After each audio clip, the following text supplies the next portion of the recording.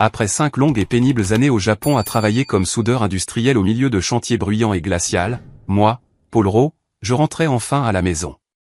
L'avion a atterri à l'aéroport international de Los Angeles, et je me suis précipité dehors, j'ai hélé un taxi et je me suis dirigé directement vers la petite maison en périphérie de la ville que j'avais achetée pour ma mère avant de partir. Mon cœur battait la chamade d'excitation, comme un petit enfant attendant son cadeau d'anniversaire. Ma mère, Mathilda Rowe, est la femme que j'aime le plus au monde. Elle m'a élevé, moi et mon jeune frère, Colin, toute seule après que notre père est mort prématurément dans un accident de travail. Je me souviens encore de ces soirées où elle s'asseyait près de la cheminée pour nous raconter des contes de fées afin de nous endormir, même si elle était épuisée après son service à l'usine textile. Au cours des 5 dernières années, j'ai envoyé de l'argent à la maison régulièrement et je l'ai appelée en vidéo chaque semaine. Mais rien ne se compare à la serrer fort dans mes bras et à sentir à nouveau cette chaleur familière. Le taxi s'est arrêté devant le portail en fer familier. J'ai payé à la hâte, attrapé ma valise et je suis sorti. Le soleil de fin d'après-midi filtrait à travers la rangée d'arbres le long de la rue, projetant la petite maison en un relief saisissant. Mais à cet instant, je me suis figé. La maison avait l'air différente. La vieille serrure à loquet, je m'en souvenais, du genre simple que maman utilisait toujours parce qu'elle avait peur de perdre les clés, avait été remplacée par une serrure électronique sophistiquée avec un clavier numérique et des lumières LED clignotantes. Tout autour du portail et des murs se trouvaient des caméras de surveillance, au moins 4, balayant d'avant en arrière comme des yeux de hibou. Ma mère, Mathilda, 58 ans, douce et complètement désemparée face à la technologie. Elle avait même peur du smartphone que je lui avais acheté, disant toujours « Fils, c'est trop compliqué. Je vais m'en tenir à l'ancien. » Comment aurait-elle pu décider d'installer tout cela elle-même? Peut-être avait-elle engagé quelqu'un pour des raisons de sécurité. J'ai essayé de me calmer, mais un sentiment étrange a commencé à m'envahir. Quelque chose n'allait pas. J'ai pris une profonde inspiration, mis ma valise de côté et appuyé sur la sonnette. Le carillon familier de mon enfance a retenti clairement. J'ai attendu, souriant en imaginant maman se précipiter vers la porte, les yeux brillants de larmes, criant « Paul, mon garçon est à la maison. » Mais rien ne s'est passé. J'ai appuyé de nouveau, en maintenant plus longtemps cette fois, toujours le silence. Mon cœur a commencé à battre plus vite. Peut-être qu'elle faisait la sieste ou qu'elle était au marché. Non, je lui avais dit que je venais. J'ai sonné une 3e fois, puis une 4e, et j'ai finalement commencé à appeler à voix haute à travers le portail « Maman, c'est Paul. Ton fils est de retour. » Toujours pas un son. La maison était anormalement silencieuse, comme si personne n'était là. Ou est-ce que maman était malade? Cette pensée m'a glacé le sang. J'ai regardé autour de moi. Le voisin d'un accent grave côté arrosait les plantes, mais n'a pas levé les yeux. J'ai pensé à leur demander, mais j'ai décidé d'attendre un peu plus longtemps. Une fois que j'aurais vu maman, tout prendrait son sens. Finalement, après la 5e sonnerie, j'ai entendu un déclic de l'intérieur. La porte s'est ouverte, et je suis resté là, stupéfait. Ce n'était pas maman. C'était Colin, mon jeune frère de 28 ans. Le frère dont je me souvenais comme d'un fainéant sans emploi qui vivait de manière imprudente, buvait trop et jouait. Colin se tenait là dans un vieux t-shirt miteux, les cheveux en désordre, les yeux légèrement rouges comme s'il venait de se réveiller. Quand il m'a vu, il a visiblement tressailli pendant une fraction de seconde. Je l'ai clairement vu, comme s'il était véritablement choqué.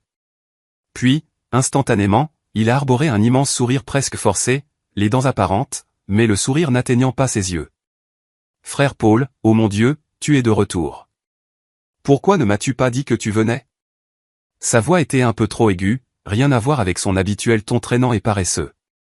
Avant que je puisse répondre, Colin s'est précipité en avant et m'a jeté les bras autour du cou dans une étreinte serrée, me tapant fort dans le dos, agissant de manière excessivement joyeuse. J'ai été surpris. Mon frère n'avait jamais été aussi affectueux. Quand nous étions plus jeunes, nous nous battions tout le temps parce qu'il était paresseux et que je finissais par faire toutes les corvées. La dernière fois que je l'ai vu avant de partir pour le Japon, nous nous étions disputés parce qu'il avait emprunté de l'argent et ne l'avait jamais remboursé. Maintenant, cette étreinte, elle a fait naître une légère lassitude en moi. Quelque chose clochait. Je lui ai tapoté l'épaule et l'ai doucement repoussé. « Ouais, je suis de retour, mais pourquoi es-tu ici? Où est maman ?» Colin a ri bruyamment et m'a tiré à l'intérieur. Entre. Entre. On va parler à l'intérieur. Carla, chérie, Paul est à la maison. Il m'a fait entrer comme s'il était le propriétaire des lieux. J'ai franchi le portail, traînant ma valise, et j'ai immédiatement remarqué que tout l'intérieur avait été transformé. Le salon familier avec le vieux canapé où maman avait l'habitude de s'asseoir pour tricoter était maintenant meublé de canapés en cuir brillant, d'une immense télévision à écran plat fixée au mur, et d'étagères neuves remplies de décorations à la mode, petites statues, vases modernes. Toute l'atmosphère semblait appartenir à un jeune couple, pas à une gentille vieille dame comme ma mère. J'ai froncé les sourcils et j'ai regardé autour de moi. La maison a beaucoup changé, hein? C'est toi qui as fait tout ça. Juste à ce moment-là, Carla, la femme de Colin âgée de 27 ans, est sortie de la chambre. Elle portait une robe courte, les cheveux attachés haut, affichant un sourire éclatant mais étrangement artificiel, comme si elle jouait un rôle. Paul, salut. Ça fait une éternité. Colin parle de toi tout le temps. Sa voix était douce, mais je pouvais sentir la tension. Carla et Colin s'étaient mariés 2 ans avant mon départ, et je me souvenais d'elle comme du genre exigeant qui poussait constamment Colin à gagner plus d'argent alors qu'elle-même ne faisait rien d'autre que du shopping.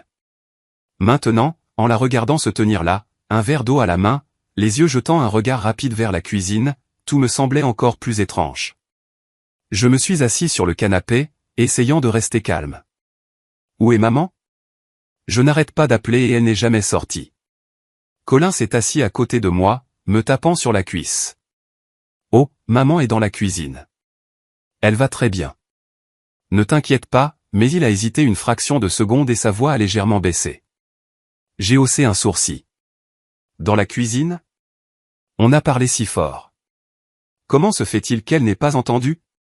Elle avait l'habitude de se précipiter tout de suite. Colin a eu un rire gêné. Elle est un peu fatiguée, elle est en train de faire quelque chose. Je vais l'appeler. Avant qu'il ne puisse réagir davantage, j'ai demandé directement, pourquoi est-ce que toi et Carla vivez ici? C'est la maison de maman, la maison que je lui ai achetée avant de partir. Vous n'avez pas votre propre appartement?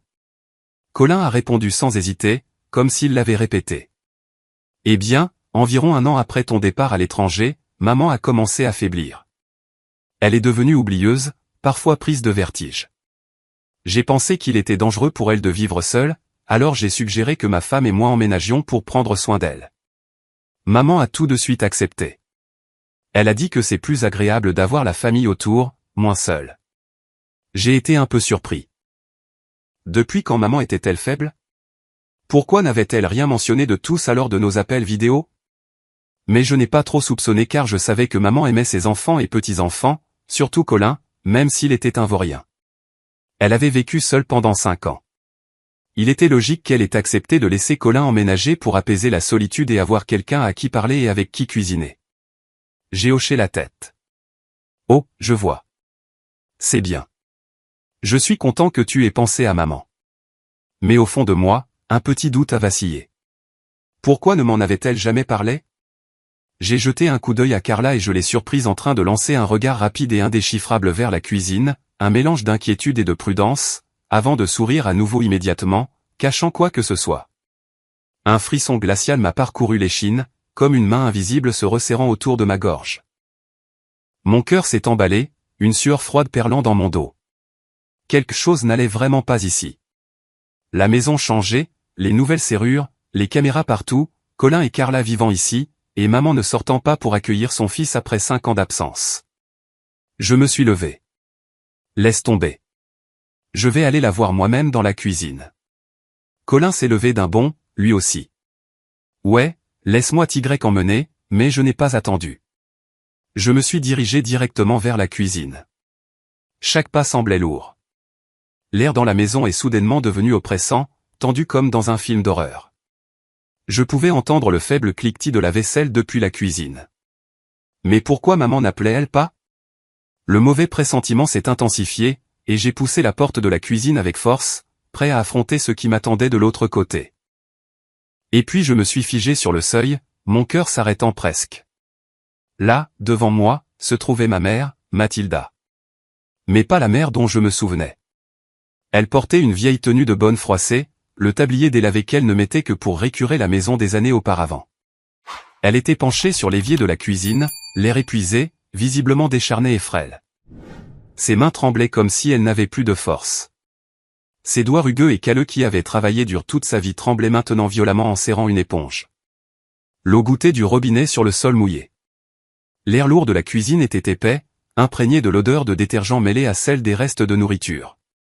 Mais ce qui m'a vraiment paralysé, c'est de la voir ainsi.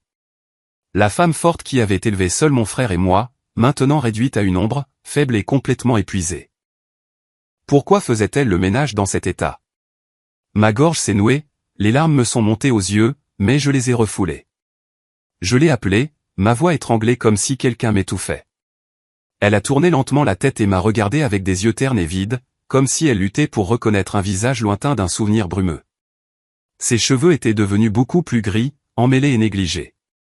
Son visage était si creusé que je la reconnaissais à peine.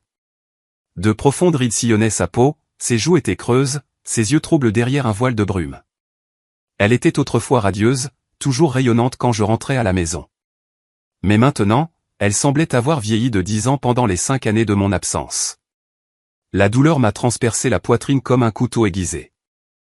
Comment maman en était-elle arrivée là? J'avais envoyé de l'argent fidèlement chaque mois, croyant qu'elle vivait confortablement. Pourtant, la réalité devant moi me laissait sous le choc. Elle m'a fixé longtemps, clignant des yeux comme pour essayer de faire le point. Puis une faible étincelle de reconnaissance a vacillé dans ses yeux. Elle a balbutié. « Paul, mon fils, tu es de retour. » Sa voix tremblait, se brisant entre les mots, ses pieds ont légèrement traîné comme si elle voulait s'approcher. Elle a laissé tomber l'éponge de ses mains, l'eau s'égouttant sur le sol. À ce moment-là, l'espoir a jailli en moi. Je voulais me précipiter pour la serrer dans mes bras. Mais instantanément, Colin a coupé court par derrière, sa voix rapide et forte. « Maman, va te reposer. Tu ne te sens pas bien. Tu ne devrais pas travailler si dur ou tu vas t'épuiser. » Il s'est précipité dans la cuisine, se plaçant entre elle et moi, une main sur son épaule comme pour la retenir, son visage plein d'inquiétude. Pourtant, j'ai clairement vu la tension qui s'y lisait. Je me suis tourné vers Colin, attendant une explication sur cette histoire de ne pas bien se sentir. Pourquoi personne ne m'en avait parlé? Mais en une fraction de seconde, je l'ai vu tressaillir, ses épaules se tendant avant qu'il ne se force à se détendre et à esquisser un sourire gêné. Paul. Maman se fatigue très facilement. Laisse-moi l'aider. J'ai froncé les sourcils. Le malaise en moi grandissait. Pourquoi réagissait-il si vite, comme s'il avait répété ce scénario exact? Colin a parlé à la hâte, sa voix montant légèrement sous la tension. Dernièrement, maman est très oublieuse. Parfois elle se souvient des choses, parfois non. Et elle devient facilement émotive. Elle pleure quand elle voit des gens qu'elle connaît. Allez, emmenons-la dans le salon et parlons-y. Rester debout trop longtemps la fatiguera. Carla est apparue à l'embrasure de la porte, son ton doux, mais ses yeux brillants de calcul. Il a raison, Paul. Je vais lui chercher de l'eau pour qu'elle se sente mieux. Leur réaction était trop rapide, trop parfaitement synchronisée, comme s'ils avaient répété cela, préparé des réponses à toutes les questions possibles. Le sentiment étrange en moi a gonflé comme un ballon sur le point d'éclater. Que cachait-il? Pourquoi maman avait-elle l'air si épuisée? Et pourquoi l'avait-il laissé faire la vaisselle seule? Je n'ai pas attendu plus longtemps. Je me suis avancé et j'ai enveloppé ma mère dans une étreinte serrée. Elle tremblait dans mes bras, son corps froid et fragile, complètement différent de l'étreinte chaleureuse et forte dont je me souvenais des jours où elle me réconfortait après des disputes avec Colin ou préparait le dîner pour nous malgré sa propre fatigue. Maintenant, elle était si maigre que je pouvais sentir chaque os. Sa peau était glaciale, comme si elle n'avait pas eu chaud depuis très longtemps. Un chagrin immense m'a submergé. Je n'ai plus pu retenir mes larmes. Maman, je suis à la maison. Je suis tellement désolé de t'avoir laissé seule si longtemps. Elle a chuchoté quelque chose d'incohérent, posant sa tête sur mon épaule. Mais elle ne m'a pas serré en retour, comme si elle avait peur de quelque chose. Je l'ai doucement conduite au salon, soutenant ses pas avec précaution car elle marchait de manière instable, les jambes tremblantes. Dès que nous nous sommes assis sur le canapé, la première chose que j'ai demandé a été « Pourquoi laissez-vous maman faire le ménage dans cet état? Elle est si faible.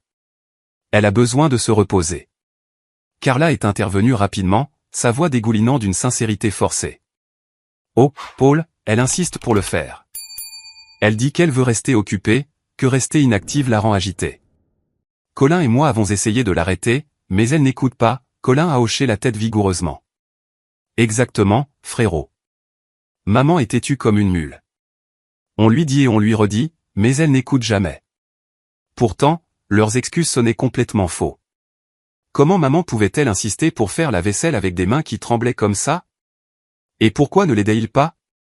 Je me suis tourné vers maman, essayant de parler doucement. Maman, c'est Paul. Regarde-moi bien. Est-ce que ça va? Comment as-tu vécu?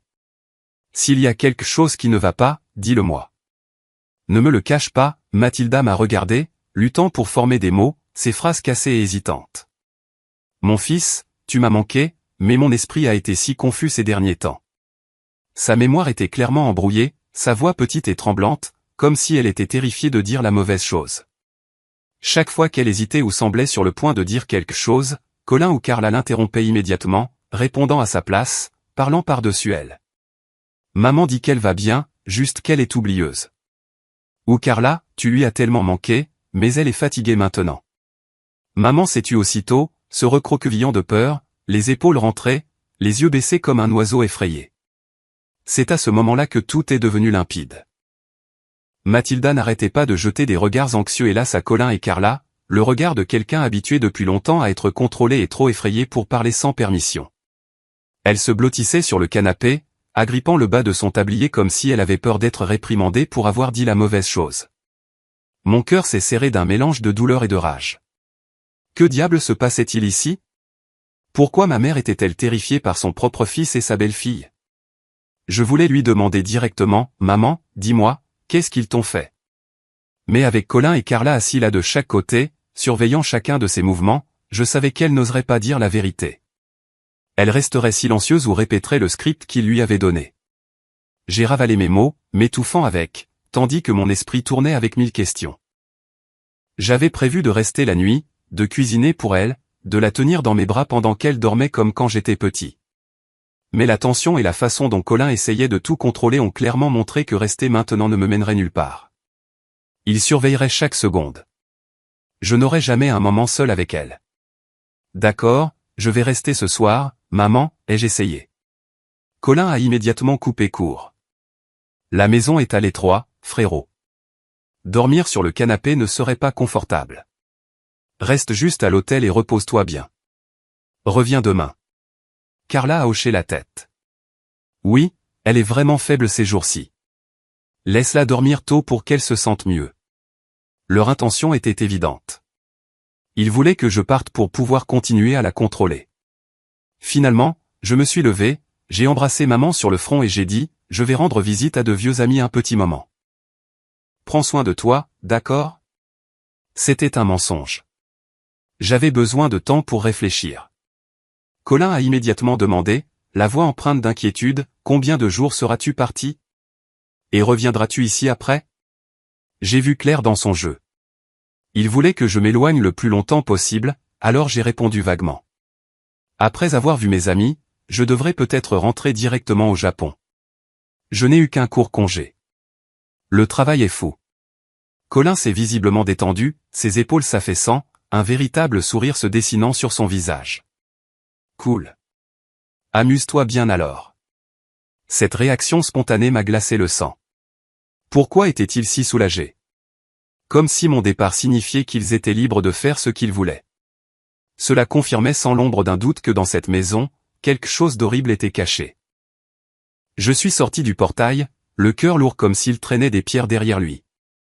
La lumière du soleil de fin d'après-midi filtrait à travers les arbres, mais elle ne pouvait pas chasser l'angoisse rongeante qui me dévorait de l'intérieur. À travers la fenêtre, maman m'a regardé partir, les yeux brillants de larmes. Pourtant, elle n'a pas osé faire un signe de la main, comme si elle était terrifiée d'être punie pour cela. Cette vision m'a poignardé le cœur. Pourquoi avait-elle si peur? J'ai hélé un taxi, me suis affalé sur la banquette arrière et j'ai dit au chauffeur d'une voix rauque, allez directement en périphérie, vers l'aéroport. Mais à mi-chemin, en passant par des rues familières bordées de cafés et d'enfants qui jouent, j'ai soudainement changé d'avis. Faites demi-tour, monsieur. Trouvez un hôtel près du vieux quartier à la place. Le chauffeur m'a jeté un coup d'œil dans le rétroviseur et a haussé un sourcil. Qu'est-ce qui se passe, gamin? Tu as oublié quelque chose? J'ai secoué la tête, la voix basse. Non, je ne veux juste pas m'éloigner pour l'instant. La vérité, c'est qu'un terrible malaise me rongeait. Un sombre pressentiment me murmurait que si je partais vraiment maintenant, maman serait en réel danger. Je devais voir ce qui se passerait une fois qu'il penserait que j'étais parti. Une fois qu'il croirait que j'étais retourné au Japon, et qu'il pourrait agir librement sans craindre d'être découvert. Le taxi s'est arrêté devant un petit hôtel délabré en périphérie. Le genre d'endroit destiné aux travailleurs comme moi. Des chambres simples, des lits durs, mais à seulement quelques kilomètres de la maison de maman. J'ai payé, traîné ma valise à l'intérieur et j'ai pris la chambre la moins chère disponible. L'endroit était sombre et sentait le moisi, mais je m'en fichais. Je me suis effondré sur le lit, l'esprit en ébullition. 5 ans au Japon, à trimer en soudant de l'acier au milieu de la fumée, de la poussière et de machines assourdissantes, pensant qu'envoyer de l'argent à la maison chaque mois suffisait à assurer le confort de maman. Et maintenant, la maison remplie de choses neuves. Maman n'ayant que la peau sur les os. Colin et Carla contrôlant chacun de ses regards. Je me suis souvenu de nos récents appels vidéo. Elle les écourtait toujours en disant « Je vais bien, fils ». Mais ses yeux évitaient la caméra comme si quelqu'un la regardait. Maintenant, tout s'emboîtait, formant une image terrifiante. Je devais les surveiller. Je devais trouver des preuves. Mais comment Colin pouvait-il faire ça? Il était mon petit frère, le sang de mon sang. Quand nous étions enfants, nous jouions ensemble. Je lui ai appris à tirer dans un ballon de foot. Maman souriait et disait, vous vous aimez tous les deux. Protégez-vous toujours l'un l'autre. Et maintenant, il l'avait trahi pour de l'argent. Cette pensée m'a glacé les veines. Je suis resté éveillé toute la nuit, le bruit lointain de la circulation résonnant comme un avertissement. Pendant les jours suivants, j'ai observé de loin, agissant comme un détective amateur. Tôt chaque matin, je mettais une vieille veste et une casquette de baseball, je me tenais au coin de la rue à une distance de sécurité, caché derrière les arbres. J'ai vu Colin et Carla forcer Mathilda à prendre une sorte de pilule chaque jour. Chaque matin, il la faisait s'asseoir à la table de la salle à manger. Carla tenait un comprimé blanc et trouble, le poussait dans la bouche de maman, et maman l'avalait avec des mains tremblantes, les yeux baissés, sans jamais résister. Je pensais que c'était des vitamines. Elle était vraiment faible. Peut-être qu'elle en avait besoin, alors je n'y ai pas prêté attention au début. Mais pourquoi devenait-elle de plus en plus hébétée? Je me souvenais de sa force d'antan, marchant jusqu'au marché, riant. Maman a encore beaucoup de force. Ne t'inquiète pas pour moi. Maintenant, elle se traînait dans la maison comme un fantôme, faisant les corvées de l'aube au crépuscule. J'ai observé pendant 3 jours d'affilée, le cœur battant à chaque fois qu'il verrouillait les portes et que les caméras balayaient la cour comme s'ils la gardaient prisonnière. Pendant la journée, Colin sortait, soi-disant à la recherche d'un emploi, comme il le prétendait. Mais je l'ai vu traîner au bar voisin, riant avec ses copains. Carla restait à la maison, le visage toujours crispé de colère, criant et hurlant sur maman pour avoir fait tomber une assiette en faisant la vaisselle. Je voulais foncer, mais je me suis retenu. J'avais besoin de preuves solides. Ces nuits à l'hôtel, je restais allongé, serrant mon téléphone, faisant défiler de vieilles photos de maman, les larmes coulant sur mon visage. Pourquoi n'étais-je pas rentré plus tôt? Le regret et l'angoisse tourbillonnaient en moi comme une bombe à retardement. Puis, un soir, tout a volé en éclats. Il faisait nuit noire dehors, une bruine froide tombait. Je me tenais dans l'ombre de l'autre côté de la rue, la pluie trempant mon manteau, mais je m'en fichais. À travers la fenêtre éclairée de la cuisine, j'ai regardé maman préparer frénétiquement le dîner, les mains tremblantes alors qu'elle portait un plateau de nourriture, semblant sur le point de s'effondrer. Elle a chancelé, a essayé de se stabiliser, puis s'est soudainement évanouie. Le plateau s'est écrasé au sol avec un fracas assourdissant qui a résonné dans la nuit calme. Mon cœur s'est serré comme si quelqu'un l'écrasait. J'ai failli courir à ce moment-là, mais à cet instant, Carla a fait irruption comme un animal sauvage, le visage cramoisi de rage. Elle a crié, « Vieille sorcière inutile. Tu gâches tout. Regarde ce désordre. Bonne à rien. » Elle a commencé à donner de violents coups de pied à maman, des coups de pied sans pitié, essayant de la ranimer. « Lève-toi. Arrête de faire semblant. Tu penses que t'évanouir va me rendre plus indulgente? Elle se fichait que maman vienne de s'effondrer. Elle continuait de frapper le corps frêle, déchaînant toute sa fureur. Carla a hurlé les insultes les plus cruelles à travers la fenêtre ouverte. Te garder ici n'est qu'un gaspillage. Tu ne sais rien faire, n'est-ce pas? Pourquoi es-tu encore en vie, juste à nous sucer le sang pour toujours? Ces mots m'ont transpercé comme des couteaux. Je suis resté figé, le sang me montant à la tête. Tout ce que je voyais, c'était ma mère affalée sur le sol. Ma mère, la femme qui avait tout sacrifié pour ses enfants, était traitée comme un déchet par sa propre belle-fille. La douleur et la rage ont explosé en moi comme un feu de forêt. Je ne pouvais plus me retenir. J'ai foncé vers la maison, le cœur battant, le souffle court de fureur. J'ai défoncé la porte arrière d'un coup de pied qui l'a fait voler en éclats et j'ai fait irruption dans la cuisine, le visage brûlant, la respiration haletante. Carla s'est retournée, m'a vu et est devenue blême comme si elle avait vu un fantôme. Elle a balbutié, « Paul, je ne voulais pas, pourquoi es-tu ici ?» Sa bouche ne pouvait pas former une phrase cohérente. Ses mains tremblaient en montrant maman sur le sol. Je ne l'ai pas laissé finir. J'ai balancé ma main ouverte et je l'ai giflé violemment au visage. Le claquement a résonné dans la cuisine. Elle a trébuché, a failli tomber, se tenant la joue, les yeux écarquillés de choc. Le sang rugissant dans mes oreilles, j'ai hurlé, ma voix déchirant l'air. Pour qui diable te prends-tu? C'est ma mère. Qu'est-ce qu'elle t'a fait pour que tu oses la frapper comme ça? Elle s'est évanouie et tu lui cries encore dessus? La cuisine s'est figée. Carla s'est appuyée contre le mur, le visage cendré et les lèvres tremblantes, ne pouvant que bredouiller de terreur. Je me suis juste énervé parce qu'elle a renversé.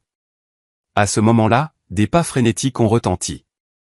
Colin est sorti en courant de la chambre et s'est arrêté net quand il m'a vu, dominant la cuisine. « Mais frérot, Paul, pourquoi es-tu encore là ?» Sa voix s'est brisée de panique. Instinctivement, il a sauté devant sa femme, essayant de paraître dur. « Calme-toi. Ne fais pas de scène. Les voisins vont t'entendre. » Une main a tenté de me retenir, mais ses yeux s'agitaient sauvagement, la panique et le calcul bien visibles. Je l'ai pointé du doigt, la voix dure comme le fer. « Tais-toi. Pourquoi laisses-tu maman travailler dans cet état? Elle est faible. Pourquoi ne l'aides-tu pas? Pourquoi laisses-tu ta femme lui crier dessus? Même la faire tomber? C'est ta mère aussi. » Colin s'est défendu désespérément, la voix stridente. « Tu as tout faux. » Carla a été stressée par le travail ces derniers temps. Elle a juste craqué. Ce qui vient de se passer est un accident. Maman est tombée. Personne ne l'a poussée. Ce n'est pas grave. Il a forcé un sourire gêné et a essayé de passer un bras autour de moi, mais je l'ai repoussé et j'ai regardé dans les yeux le petit frère que j'avais autrefois aimé. Ma voix était calme. Si je n'avais pas été là, comment aurais-je vu ça? Et si j'étais vraiment parti, quelle pire chose auriez-vous pu lui faire? Pensiez-vous qu'une fois de retour au Japon, vous pourriez la torturer librement? Colin était sans voix, la bouche s'ouvrant et se fermant avec de piètres excuses. Ce n'est pas comme ça. Je prends soin d'elle. Pendant ce temps, Carla se cachait derrière lui, se détournant, essayant de masquer son mépris. Mais ses yeux brûlaient de haine envers Mathilda, comme si maman était son ennemi mortel. J'ai vu leur vrai visage clairement, non pas des enfants, mais des parasites.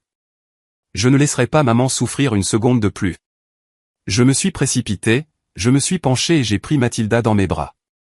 Son corps était mou, glacé, sa respiration si faible que mon cœur a failli s'arrêter. Je me suis tourné vers Colin, les yeux comme des lames. J'emmène maman d'ici tout de suite. Colin s'est jeté en panique pour bloquer la porte. Qu'est-ce que tu fais? Elle a besoin de repos. Pose-la. À cet instant, toute trace de retenue en moi s'est effondrée. Je lui ai donné un violent coup de pied dans la poitrine. Il a été projeté en arrière, s'est écrasé contre les placards, plié en deux de douleur. J'ai serré maman contre ma poitrine et je suis sorti, ignorant les gémissements d'agonie de Colin et le regard de pure terreur de Carla derrière moi. À ce moment-là, j'ai parfaitement compris. Ce n'était plus juste une dispute de famille. C'était la déclaration de guerre, le début du prix qu'ils allaient payer. Carla se tenait là, les yeux flamboyants de haine, mais n'osant pas se jeter sur moi, murmurant seulement entre ses dents. Toi, tu le regretteras. Je n'ai pas regardé en arrière. Je suis sorti dans la rue noire, la pluie tombant toujours, j'ai hélé un taxi, le cœur battant comme un tambour de guerre. Maman a bougé dans mes bras, les yeux mi-clos, la respiration superficielle, mais j'ai senti ses doigts s'agripper faiblement aux miens, s'accrochant à un fragile fil d'espoir.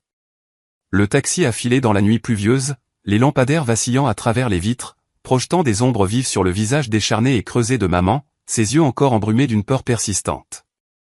Je l'ai serré plus fort et j'ai chuchoté, « C'est bon, maman. Je t'emmène à l'hôpital tout de suite. Tout va bien se passer. » Elle n'a pas répondu, a juste fait un léger signe de tête et a posé sa tête sur mon épaule. Mon cœur était suspendu entre la terreur et la culpabilité. La terreur d'être peut-être déjà trop tard. La culpabilité de l'avoir laissé dans cette maison pendant 5 longues années. Au Japon, je m'étais tué au travail, soudant de l'acier au milieu de la fumée, de la poussière et d'un bruit assourdissant, pensant qu'envoyer de l'argent à la maison suffisait à la mettre à l'aise. Assez pour compenser mon absence. Et maintenant, elle avait été maltraitée, empoisonnée, et moi, son fils aîné, je n'avais rien su. Chaque fois que l'image de Carla la frappant ou de Colin trouvant des excuses me revenait en mémoire, mon sang bouillait. Je ne leur pardonnerai jamais. Mais d'abord, je devais sauver maman. Le taxi a freiné brusquement devant l'entrée des urgences. Les néons brillaient d'un blanc éclatant sous la pluie. Je l'ai porté à l'intérieur et j'ai crié, « Docteur, s'il vous plaît, aidez ma mère. Elle vient de s'effondrer. » Des infirmières se sont précipitées avec un fauteuil roulant et l'ont emmenée aux urgences. L'une d'elles m'a arrêté à la porte. Cette nuit-là, l'hôpital bourdonnait de machines et de l'odeur âcre de désinfectant, mais je l'ai à peine remarqué. Les médecins ont fait des examens complets, des prises de sang, des radiographies. Je suis resté assis devant la salle, brûlant d'anxiété. Chaque minute semblait un siècle. Je n'arrêtais pas de penser au bon vieux temps. Mathilda, la femme forte qui avait élevé mon frère et moi seul après la mort de papa dans un accident d'usine. Elle travaillait à l'usine textile, rentrait épuisée, mais cuisinait toujours avec le sourire et nous racontait des contes de fées. « Mes garçons vont devenir quelqu'un », disait-elle. Maintenant, elle gisait là, frêle comme une feuille morte, à cause de son plus jeune fils et de sa femme. J'ai serré les poings, des larmes coulant silencieusement sur mes joues. Pourquoi la vie était-elle si cruelle? Finalement, le médecin est sorti, le visage grave, tenant les résultats des tests.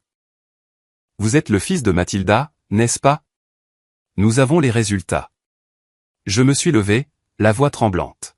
« Docteur, comment va-t-elle? C'est grave? » Il a soupiré lourdement. Elle est gravement épuisée et dénutrie. Son corps a été poussé bien au-delà de ses limites pendant longtemps. Cœur faible, carence nutritionnelle critique, complètement vidé. Mais ce n'est pas le pire. Ma poitrine s'est serrée en attendant la suite. Plus alarmant, son sang montre des niveaux résiduels élevés de sédatifs administrés en continu sur une longue période. Des médicaments qui ne sont pas appropriés pour les soins courants des personnes âgées. Ils suppriment le système nerveux, provoquent des pertes de mémoire et une fatigue prolongée. Je me suis figé, les oreilles bourdonnantes, chaque mot me tranchant comme une lame. Des sédatifs. Il l'avait forcée à prendre du poison pour la contrôler. Le médecin a continué sans détour. Si cela avait continué beaucoup plus longtemps, elle aurait pu subir des dommages neurologiques permanents, voire des complications mortelles, un coma, une défaillance de plusieurs organes. Vous l'avez amené juste à temps. Je me suis effondré sur une chaise, la tête me tournant. Je l'avais laissé dans cette maison pendant 5 ans, envoyé de l'argent, fait des appels vidéo, mais je n'étais jamais revenu, jamais vérifié. J'étais le coupable.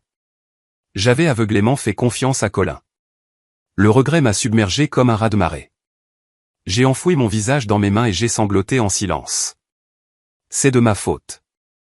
Je suis tellement désolé, maman. Le médecin a posé une main sur mon épaule. Ce qui compte maintenant, c'est le traitement. Nous la garderons hospitalisée pour surveillance et rétablissement, perfusion, nutrition, et l'arrêt complet des sédatifs. J'ai hoché la tête, en essuyant mes yeux. Oui. Faites tout ce qu'il faut. Je resterai ici et je prendrai soin d'elle. S'il vous plaît, ne parlez qu'à moi de tout. Dans les jours qui ont suivi, maman est restée dans une chambre d'hôpital d'un blanc austère, le bip régulier du moniteur cardiaque remplissant le silence. Grâce aux perfusions, aux vitamines, à une nutrition adéquate et à l'arrêt complet des sédatifs, Mathilda a lentement commencé à retrouver sa lucidité. Ses yeux n'étaient plus vides. Une étincelle de conscience est revenue. Elle m'a regardé et a esquissé un faible sourire. « Paul, tu es vraiment revenu. » J'ai pris sa main, la voix étranglée par l'émotion. « Oui, maman. Je suis là maintenant. Remets-toi, d'accord ?» Elle a recommencé à reconnaître clairement les gens, à parler de manière cohérente, n'étant plus hébétée comme le premier jour où je l'ai trouvée dans la cuisine sombre. Elle a posé des questions sur les infirmières, les médecins, et a même évoqué des souvenirs. Je me souviens de la nuit où tu es parti pour le Japon. J'ai pleuré toute la nuit. Chaque mot guérissait quelque chose en moi, mais me rappelait aussi la douleur qu'elle avait endurée. Je n'ai jamais quitté son chevet. Je me suis occupé de chaque repas, de chaque sieste, de chaque petite chose. Le matin, je lui lavais le visage et lui donnais à la cuillère du porridge nutritif. Allez, maman. C'est bon. L'après-midi, je lui racontais des histoires drôles du Japon pour la faire rire. La nuit, je restais assis, lui tenant la main pendant qu'elle dormait, écoutant sa respiration régulière. Dans les nuits calmes de l'hôpital, avec seulement la pluie tapant à la fenêtre, je me demandais ce que Colin et Carla faisaient maintenant. Maman devenait plus forte de jour en jour. La couleur revenait sur sa peau. Ses mains ont cessé de trembler. Le médecin l'a examinée et a souri. Excellent progrès. Plus aucune trace des médicaments dans son système. J'ai poussé un soupir de soulagement, mais le poids dans mon cœur est resté. Pourquoi avait-elle dû souffrir comme ça? Un après-midi ensoleillé, une lumière dorée filtrait par la fenêtre, réchauffant la pièce. J'ai demandé doucement, « Maman, pourquoi les as-tu laissés te traiter de cette façon? Pourquoi ne m'as-tu rien dit ?» Mathilda m'a regardé, les yeux se remplissant soudainement de larmes, puis a éclaté en sanglots déchirants, tout son corps tremblant comme si elle libérait des années de douleur refoulées. Elle a pleuré bruyamment, les larmes trempant l'oreiller, s'agrippant à ma main. Mon fils, il me contrôlait. J'avais si peur. Je l'ai tenu dans mes bras, lui caressant le dos. Raconte-moi tout, maman. C'est fini maintenant. Quand elle s'est finalement calmée, elle a essuyé ses yeux et a commencé, la voix tremblante, chaque mot me transperçant jusqu'au cœur. Elle m'a raconté que quelque temps après mon départ pour le Japon, Colin et Carla sont venus demander à rester, juste temporairement. Ils traversaient une période difficile. Parce qu'elle aimait son fils, elle a accepté avec joie, pensant que ce serait agréable d'avoir la famille autour. Au début, ils étaient attentionnés. Carla cuisinait. Colin réparait des choses dans la maison. Maman était ravie. Je pensais qu'ils avaient changé. Mais en quelques mois, leur vrai visage est apparu. Ils ont pris possession de la maison comme si c'était la leur, l'ont forcée à faire toutes les corvées et la surveillaient à chaque heure. Ils disaient, une vieille femme a besoin de rester occupée pour rester en bonne santé. Mais en réalité, ils me faisaient nettoyer et cuisiner du matin au soir, a-t-elle dit, s'étouffant. Ils lui interdisaient de sortir. C'est dangereux, maman. Ils ont progressivement coupé le contact avec les voisins en installant des caméras et en verrouillant les portes. Puis ils ont commencé à lui donner des vitamines pour le cerveau pour te garder vive.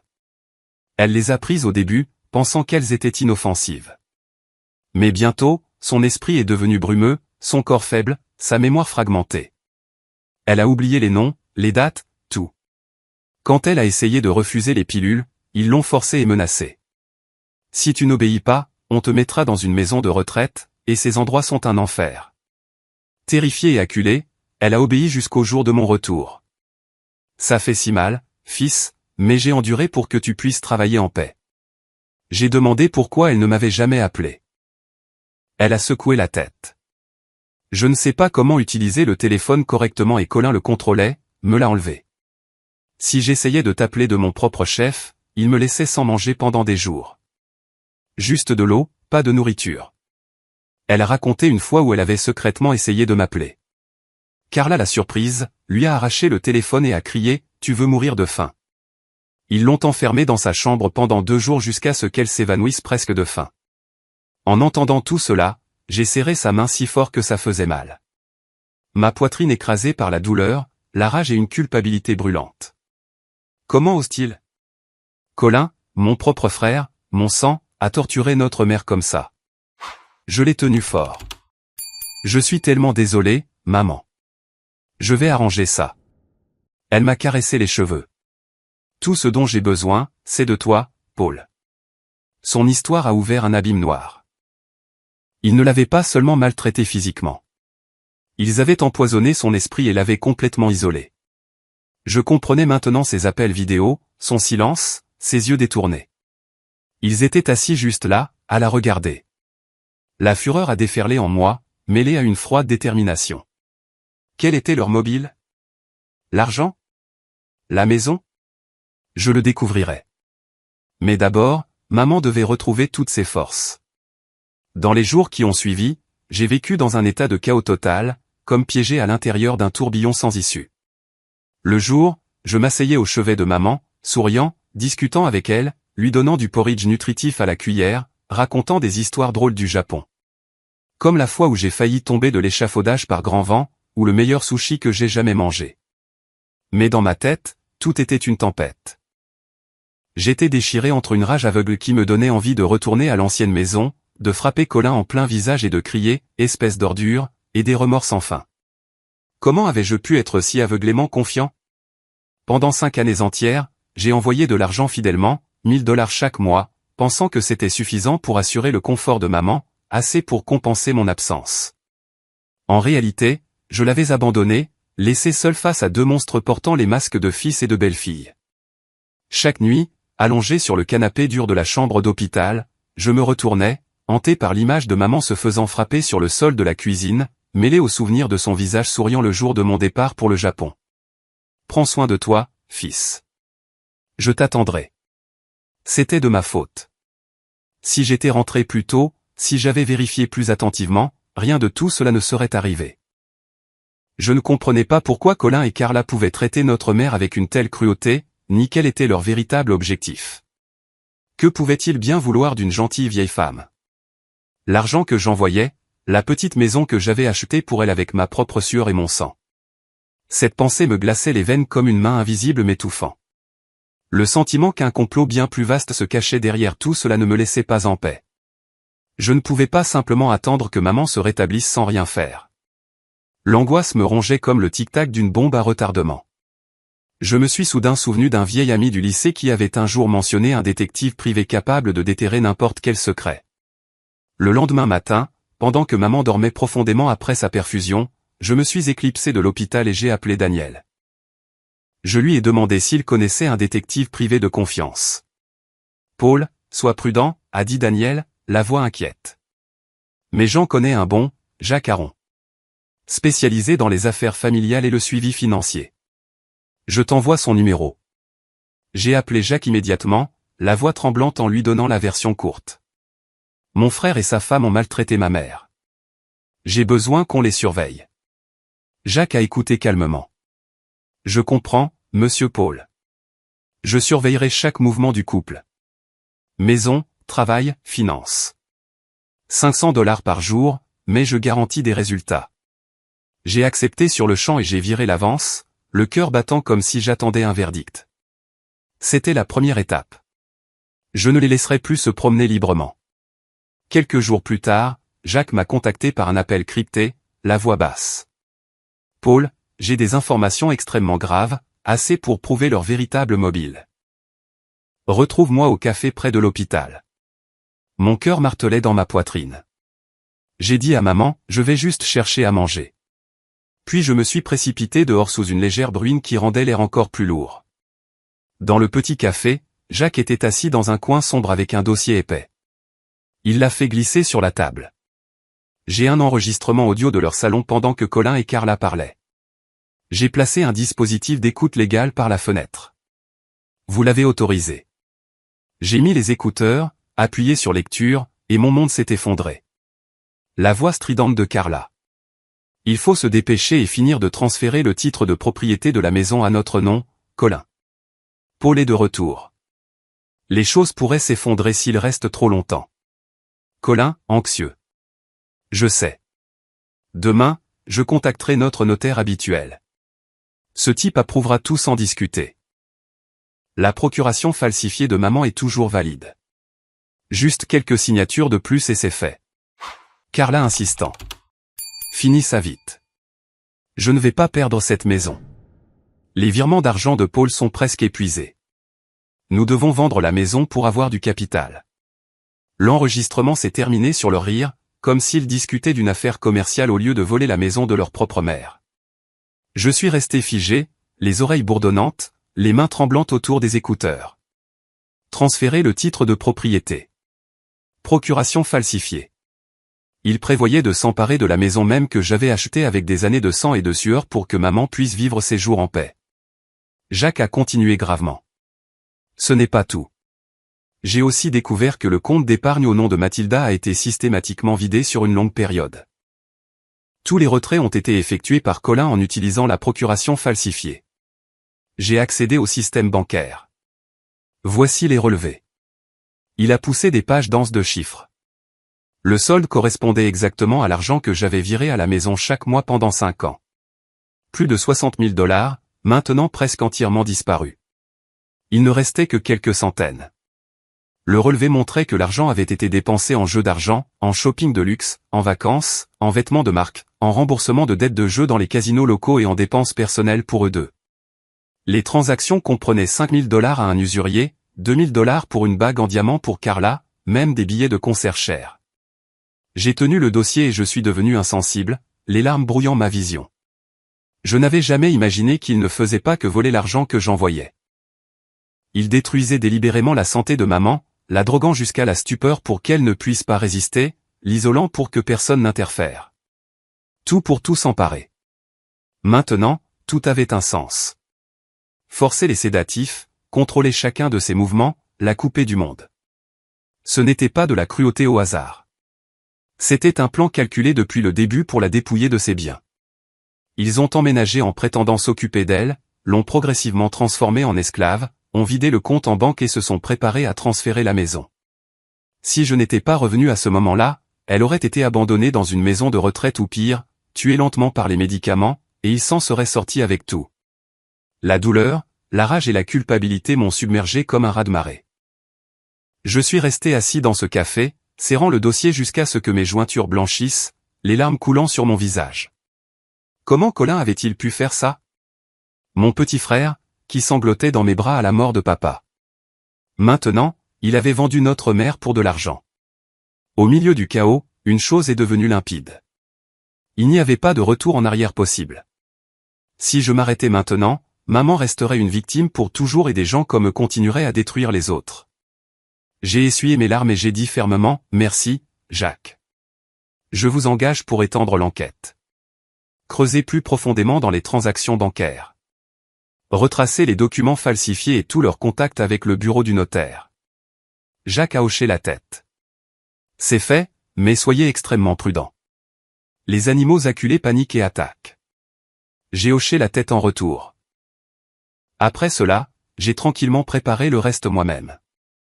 J'ai appelé la banque pour vérifier les relevés, sauvegarder chaque document, photographier chaque pièce à conviction que j'avais, chaque minuscule fragment sauvegardé pour la confrontation à venir. Pour la première fois depuis mon retour, la douleur et la fureur en moi ont été rejointes par quelque chose de plus froid et d'incassable. La résolution. Je ne les laisserai pas s'en tirer. Ils paieraient par la prison, en perdant tout ce qu'ils avaient volé à ma mère. Je suis retourné à l'hôpital. Maman dormait paisiblement sous la faible lumière jaune. Je me suis assis au chevet de son lit, j'ai pris sa main fine dans la mienne et j'ai chuchoté, « Je te protégerai.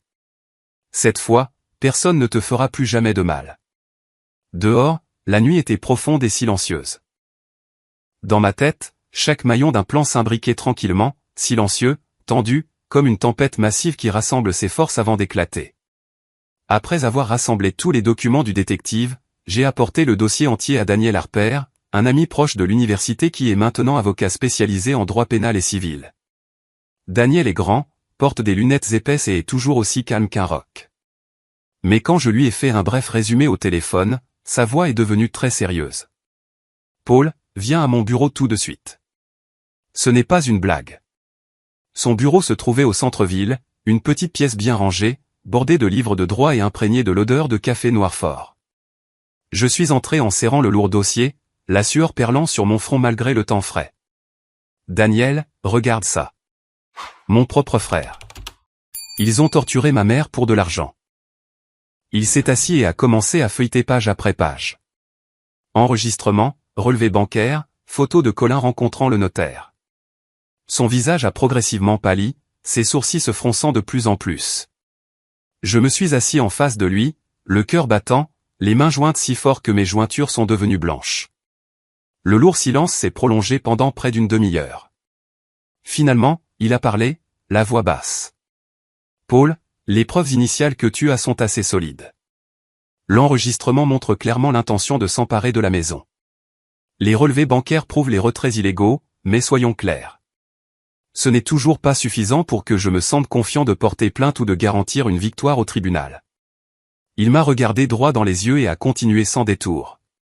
L'enregistrement peut être attaqué comme une atteinte à la vie privée. Les relevés bancaires ont besoin d'une certification officielle de la banque pour être recevables.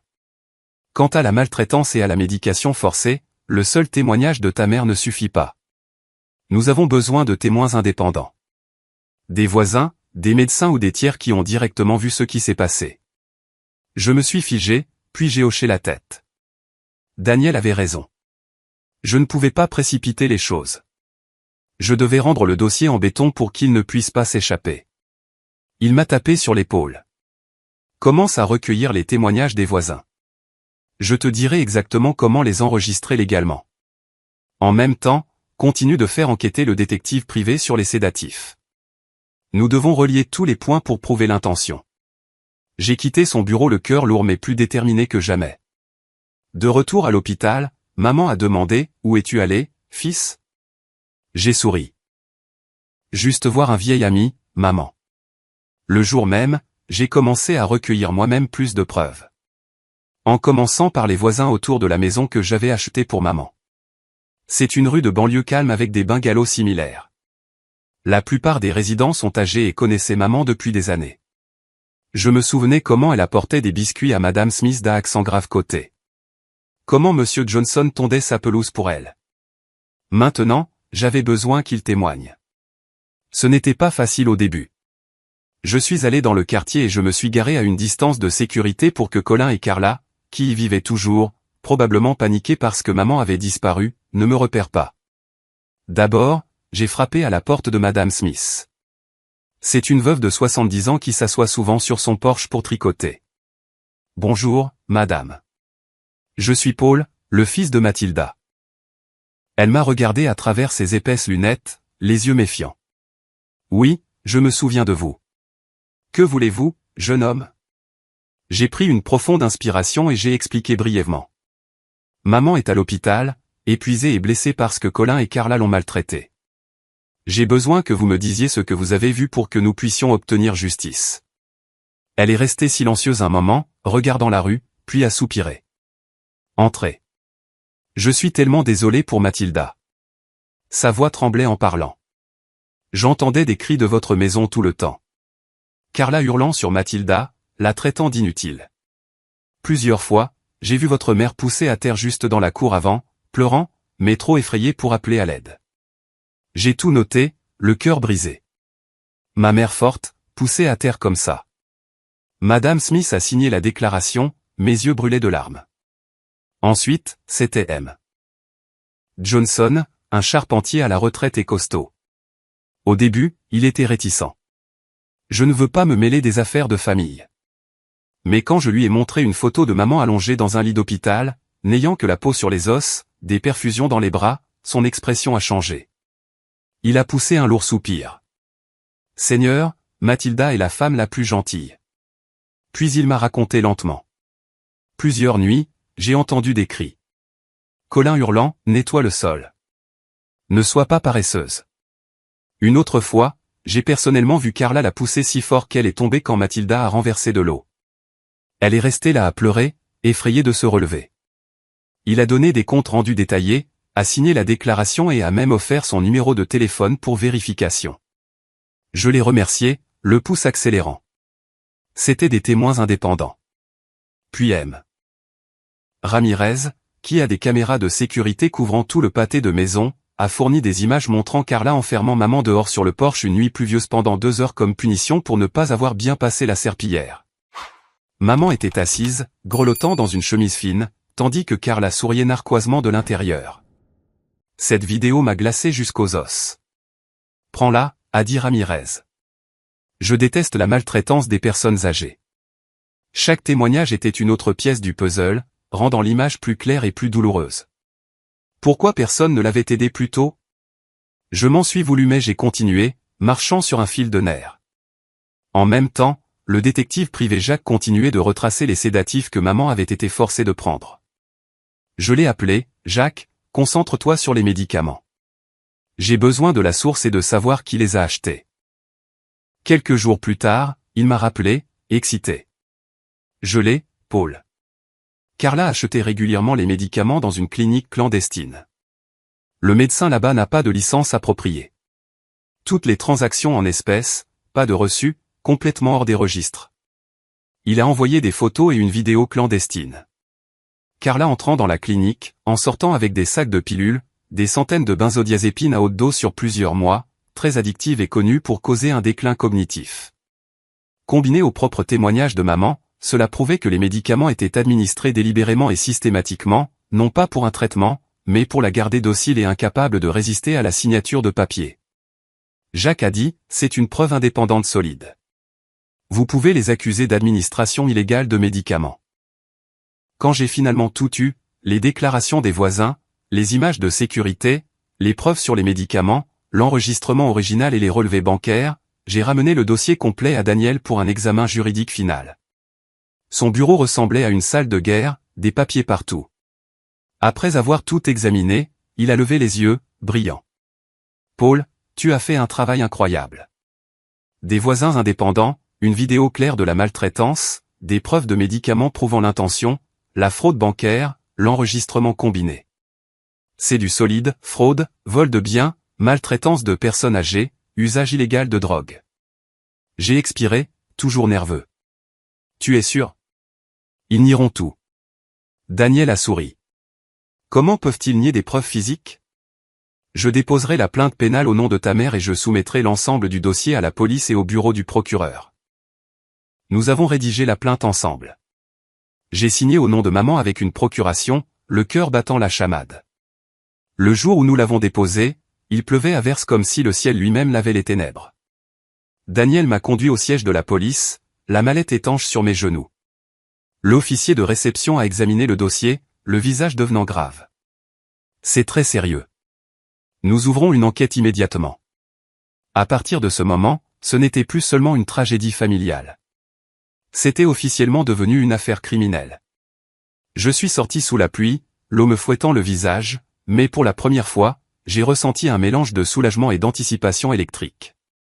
Colin et Carla seraient convoqués. Ils paniqueraient. De retour à l'hôpital, maman m'a regardé et a demandé, « Es-tu heureux, fils ?» Je l'ai serré fort dans mes bras. « Oui, maman. Tout va bien se passer. » Mais à l'intérieur, la tempête montait. La justice arrivait, et je les verrais tomber. Puis le jour est enfin arrivé.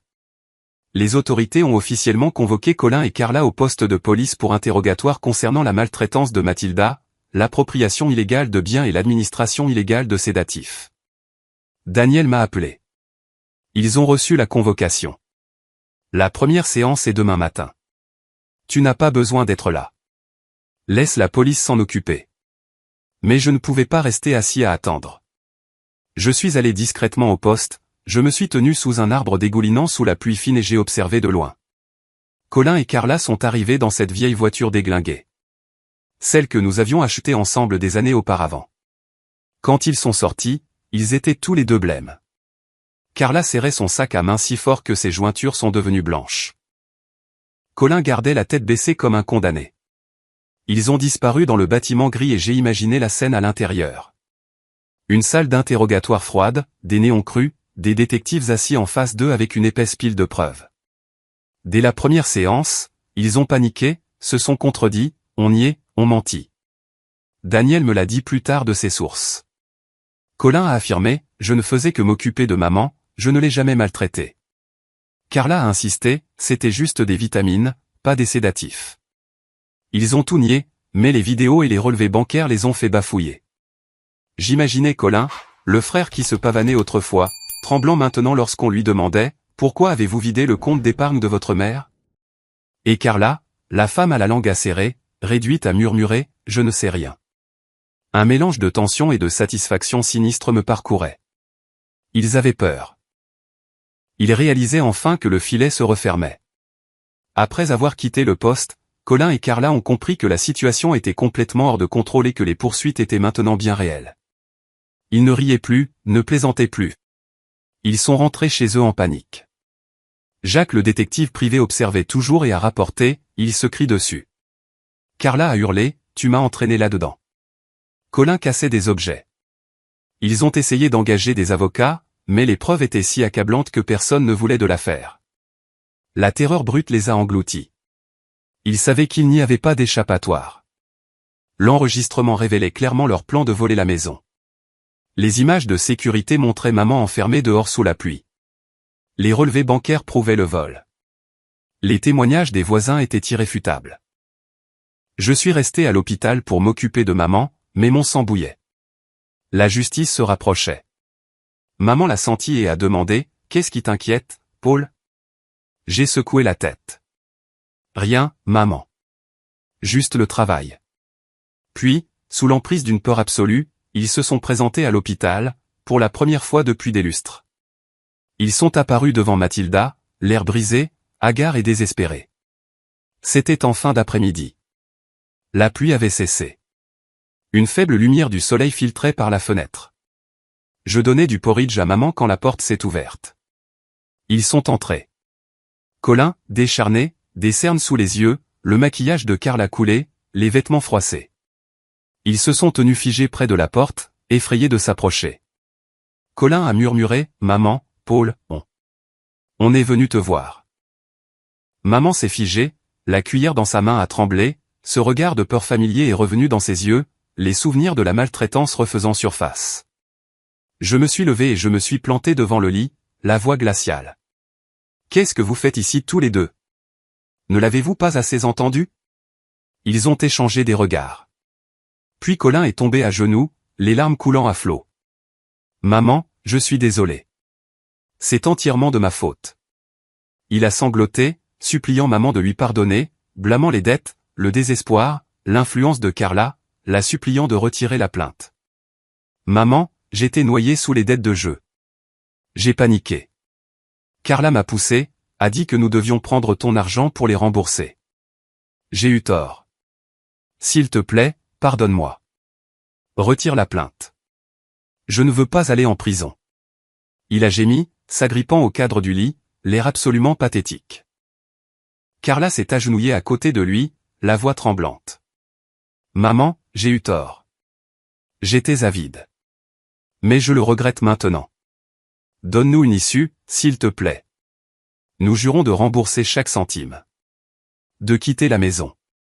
De disparaître de ta vie pour toujours. Ne nous envoie pas en prison. Aie pitié. » Elle a pleuré, les larmes roulant sur ses joues. Mais je pouvais voir la fausseté, ses yeux fuyants, toujours en train de jouer la comédie. Je me tenais au-dessus d'eux et je les ai vus clairement pour ce qu'ils étaient. Plus d'arrogance, juste une peur nue. Colin, qui m'avait un jour serré dans ses bras si présomptueusement à la porte d'entrée, rampait maintenant comme un chien mouillé. Carla, qui avait frappé ma mère sur le sol de la cuisine, suppliait maintenant à genoux. Mon cœur me faisait mal. C'était ma propre chair et mon sang, mais aussi mon ennemi. Je n'ai pas pu me retenir. Ma voix était calme alors que j'énumérais chaque crime. Vous pensez que je ne sais pas tout? J'ai des preuves de tout. Vidéo de toi enfermant maman dehors sous la pluie, Carla. Toi la frappant quand elle s'est évanouie. Chaque dollar que j'ai envoyé à la maison. Vous l'avez vidé pour le jeu et le shopping. Chaque pilule de sédatif que tu lui as fait avaler, Colin, pour lui faire signer de faux documents et voler sa maison. Vous alliez vendre sa maison pour payer vos dettes. Ils ont baissé la tête, incapables de me regarder dans les yeux. Colin pouvait à peine parler. J'ai crié, avouez. Avouez ce que vous lui avez fait. Pour la première fois, sans plus aucune possibilité de mentir, Colin a tout avoué. La cupidité, les dettes de jeu écrasantes, les incitations de Carla, la drogue forcée pour que maman signe la fausse procuration, le projet de vendre la maison. D'accord, je l'avoue. J'ai volé l'argent que tu as envoyé. J'étais noyé sous les dettes. Carla m'a convaincu de droguer maman pour qu'elle signe des papiers. Nous allions transférer la maison et la vendre. J'ai eu tort. Carla a hoché la tête en sanglotant. J'étais avide aussi. Je l'ai dépensé en vêtements, en voyage. Ils ont baissé la tête de honte. Toute arrogance avait disparu. Je les ai regardés, la rage bouillonnant, mais la douleur me tordant de l'intérieur.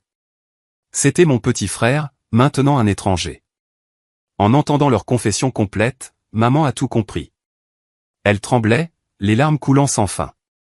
La douleur de ce qu'ils avaient fait était encore vive, mais l'amour d'une mère la rendait incapable de supporter de voir son fils en prison. Elle a sangloté, caressant les cheveux de Colin. « Mon enfant, pourquoi m'as-tu fait ça ? Ça m'a fait si mal. » Puis elle m'a regardé, la voix frêle. « Paul, je ne peux pas le supporter. Donne-leur une chance, mon fils. » Je me suis farouchement opposé. « Non, maman. Ils ont failli te tuer, tout voler, essayer de prendre ta maison. Ils doivent faire face à la loi. » Mais elle a secoué la tête, les larmes coulant. « Je sais, mais Colin est toujours mon fils. Je ne peux pas le voir aller en prison. Donne-leur une chance de recommencer. À condition qu'ils quittent la maison immédiatement, remboursent chaque dollar qu'ils ont pris et disparaissent de ma vie pour toujours. » Elle s'est tournée vers eux, la voix faible mais ferme, « Promettez-moi, remboursez l'argent et partez. Ne revenez jamais. » Après une longue lutte intérieure, par respect pour les souhaits de ma mère, j'ai accepté de retirer la plainte pénale alors que l'affaire était encore au stade de la vérification préliminaire. Daniel a averti, « Tu es sûr ? Retirer la plainte maintenant arrête l'affaire, mais s'ils rompent l'accord, tu peux la redéposer. » J'ai hoché lourdement la tête. J'honore la décision de maman. Nous avons contacté la police, retiré la plainte, et Colin et Carla ont signé un engagement juridiquement contraignant de rembourser l'intégralité des 60 000 $ en plusieurs fois et de quitter la maison dans la semaine. Pour l'instant, ils échappaient aux poursuites pénales. Ils ont quitté l'hôpital avec une gratitude feinte, Colin serrant maman une dernière fois dans ses bras, Carla forçant un sourire. « Merci, maman. » Paul. Mais j'ai vu la vérité dans leurs yeux. Pas de remords réels, seulement un soulagement temporaire. Je les ai accompagnés jusqu'à la porte, un pressentiment désagréable me rongeant. Tiendrait-il parole ou nous trahirait-il à nouveau? La pluie a recommencé à tomber, comme pour avertir que la tempête était loin d'être terminée. Quelques jours plus tard, une fois que maman s'était complètement rétablie et que les médecins avaient confirmé qu'elle était prête à sortir, je l'ai ramenée à l'ancienne maison pour qu'elle puisse se reposer et reprendre des forces. C'était une belle matinée. La lumière dorée du soleil filtrait à travers les arbres. Une douce brise portait l'odeur de la terre humide après la pluie.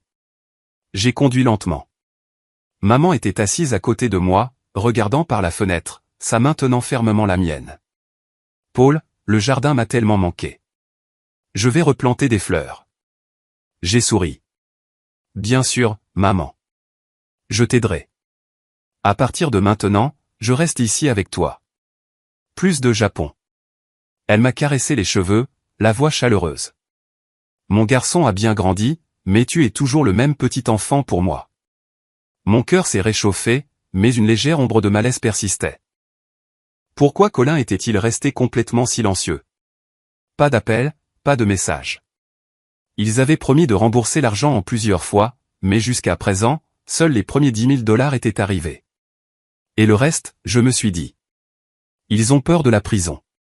Ils tiendront parole. La voiture a tourné dans la rue familière. Les arbres bruissaient des deux côtés et la maison est apparue au bout de la route. Puis je me suis figé. Mon cœur a cogné contre mes côtes. J'étais certain que Colin et Carla avaient déjà déménagé.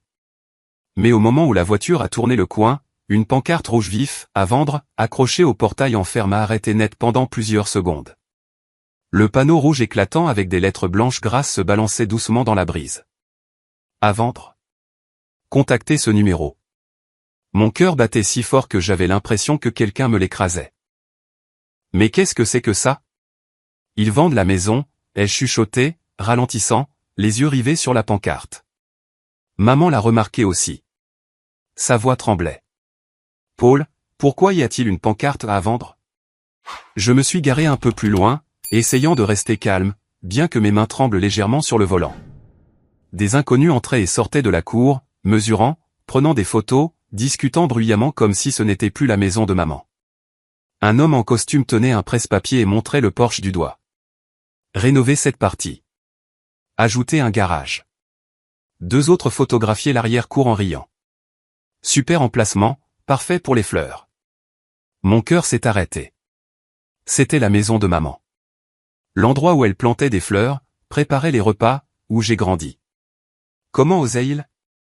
Je suis sorti de la voiture, hébété, et je me suis approché. Quand j'ai demandé ce qui se passait, l'homme en costume m'a regardé nonchalamment. Le titre de propriété de cette maison a été transféré il y a quelque temps. Nous sommes une société immobilière. Nous l'avons acheté à un jeune couple, Colin et Carla. Je pense qu'ils l'ont vendu rapidement. Bon prix. Le nouveau propriétaire prend des mesures pour des rénovations, pour en faire un petit bureau. Les mots « le titre de propriété a été transféré » m'ont frappé comme un coup de foudre. Mes oreilles bourdonnaient. Mon esprit est devenu vide. Mes jambes ont failli me lâcher. Transféré? Ils avaient promis de quitter la maison et de rembourser l'argent, mais ils l'ont vendu. C'était une trahison. Je me suis appuyé contre le portail, haletant. L'image d'eux agenouillés à l'hôpital, suppliant pour obtenir pitié, m'est revenue en mémoire. Faux sourire, larmes de crocodile. Ils avaient exploité la gentillesse de maman pour obtenir les dernières signatures. Maman est sortie de la voiture derrière moi. Son visage était d'une pâleur mortelle, les yeux écarquillés d'horreur.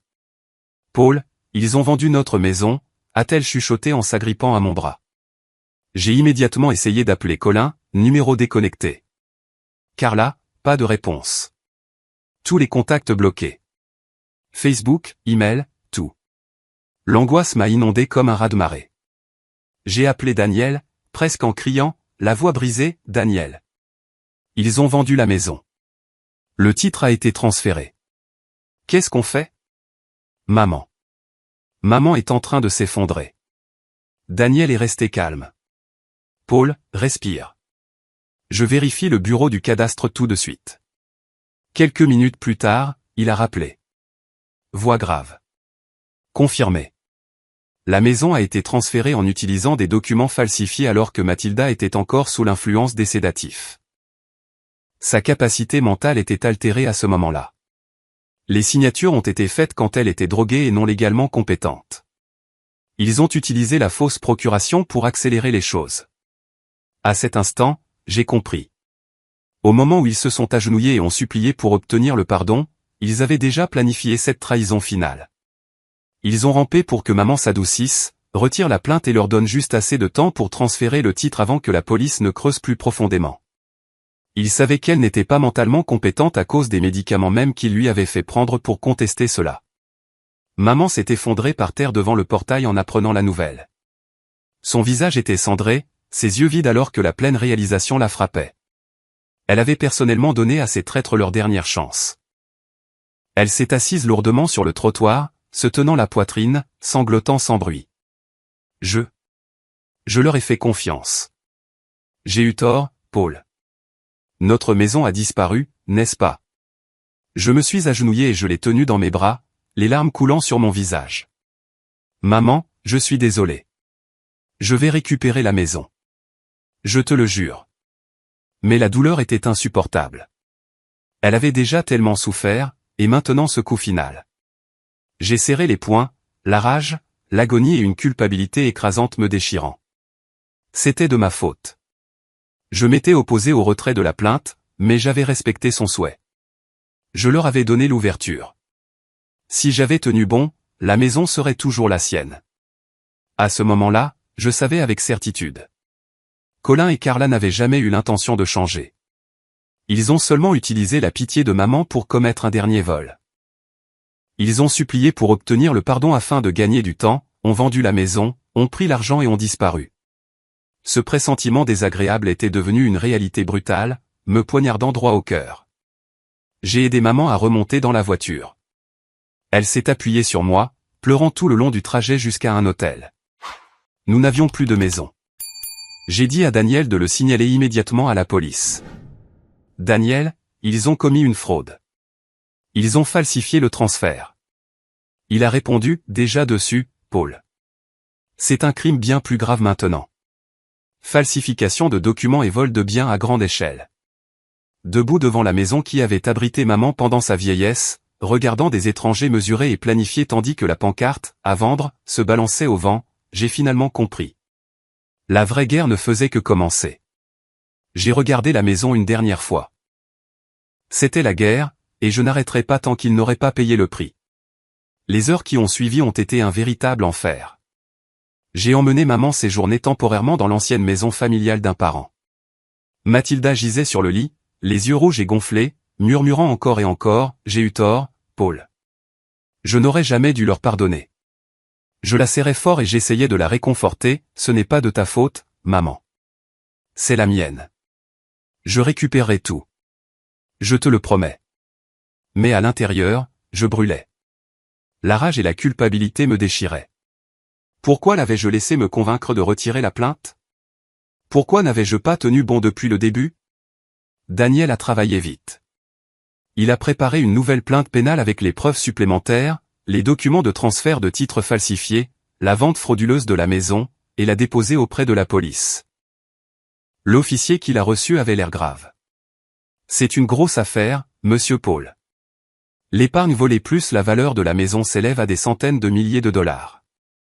Des signes clairs de crime organisé, de falsification, de fuite d'actifs. En quelques jours, des mandats d'arrêt fédéraux ont été émis. Les photos de Colin et Carla ont été affichées partout. Aéroports, gares routières, même les nouvelles télévisées locales. Recherchés, fraude, vol de biens, maltraitance de personnes âgées. Le titre rouge clignotait à l'écran. J'ai regardé la télévision, le cœur tordu. Mon petit frère, maintenant un criminel recherché au niveau national. Ce sentiment de malaise que j'avais eu à l'hôpital s'était réalisé. Mais je ne ressentais aucun soulagement, seulement de la douleur. La douleur que la famille soit brisée. La douleur que maman doive endurer encore un autre coup. Les jours d'attente de nouvelles étaient une torture. Tension constante et remords. Je m'occupais de maman le jour, essayant de la faire sourire, cuisinant du porridge nutritif, l'emmenant pour de longues promenades dans le parc voisin, lui racontant des histoires sur les après-midi d'autrefois où elle m'apprenait à cuisiner dans notre cuisine. Le plus grand tourment concernait Colin, ma propre chair et mon sang. Quand nous étions enfants, nous partagions une chambre. Je lui racontais des histoires de fantômes, et il se blottissait contre moi de peur. La première fois qu'il a été harcelé à l'école, je me suis battu avec les autres garçons. Je suis rentré couvert de bleu. Maman m'a grondé, mais il m'a serré dans ses bras et a chuchoté, « Merci ». Maintenant, il avait tout trahi, vendu la maison de maman et s'était enfui avec l'argent. Comment avait-il autant changé? Dette de jeu, cupidité. Chaque nuit, je restais éveillé, les souvenirs tourbillonnant, Colin souriant quand j'envoyais de l'argent à la maison, sans jamais savoir qu'il l'utilisait pour payer des usuriers. J'appelais Daniel tous les jours. Des nouvelles? Il répondait toujours, il les traque, Paul. Reste calme. Mais comment pouvais-je rester calme?